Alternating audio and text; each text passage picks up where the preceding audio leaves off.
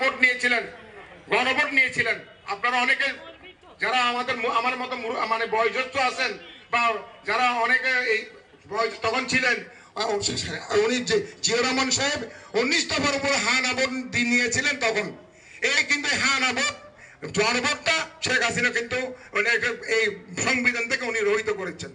এই ধরনের অনেক দফা আছে, যেহেতু সময় নাই, মাগরিবের সময় আসন্ন, তা আমি মনে করি আজকে এই কর্মশালা তখনই সার্থক হবে যখনই আপনারা মানুষের মাঝে গিয়ে এটা আপনাদের বুঝিয়ে আগামী দিনের আমরা বিএনপি যে আগামী দিন নির্বাচনে জয়লাভ করতে পারলেই আমি মনে করি 31 দফা সার্থক হবে। এটাকে 31 দফা জনগণের মাঝে আমরা যতক্ষণ পর্যন্ত বুঝাতে পারবো না ততক্ষণ পর্যন্ত আমরা মনে হয় আগামী দিন নির্বাচন আমাদের জন্য কঠিন হয়ে যাবে। সুতরাং এই বাস্তবতায় আমরা যদি বিএনপি আমরা 16 বছর কিন্তু ক্ষমতায় ছিলাম না, তবে একটা জিনিস আমাদের ইস্কান্দার মির্জা সাহেব যেটা বলেছেন, আমরা তারেক রহমান সাহেবকে ধন্যবাদ জানাতে চাই। একটা কারণে ধন্যবাদ জানাতে চাই, সেটা হচ্ছে সুদূর লন্ডন থেকেও বিএনপিকে উনি ঐক্যবদ্ধ করে রেখেছেন। কেউ কোনো নেতা বিএনপি থেকে অন্য কোনো দলে যায় নাই। এবং আমরা যারা এই দলের নেতা কর্মী আছে 15-16 বছর আন্দোলন সংগ্রাম করতে গিয়ে আমরা জেল জুলুম খেটে বিভিন্ন ধরনের গুম হত্যা বিভিন্ন ধরনের সমস্যার পরও একজন ওখানে আওয়ামী সরকারের এত ধরনের লোক প্রলোভন দেখানোর পরও কিন্তু একজন আমাদের ছোট নেতাও কিন্তু কেউ এই দল ছেড়ে অন্য দলের শেখ হাসিনার দলে যায়নি।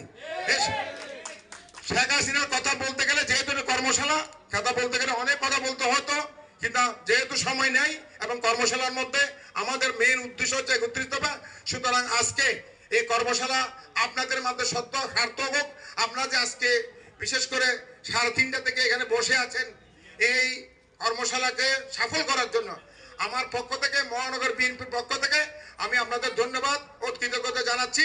এবং মঞ্জু সাহেব যে কথা বলেছেন, অবশ্যই আমি মনে করি আগামী দিনে যে কমিটি হবে, ওয়ার্ড কমিটি, থানা কমিটি হবে, এই ওয়ার্ড থানা কমিটিতে অবশ্যই যারা আন্দোলন সংগ্রামে 15 বছর আন্দোলন সংগ্রামে ছিল তাদেরকে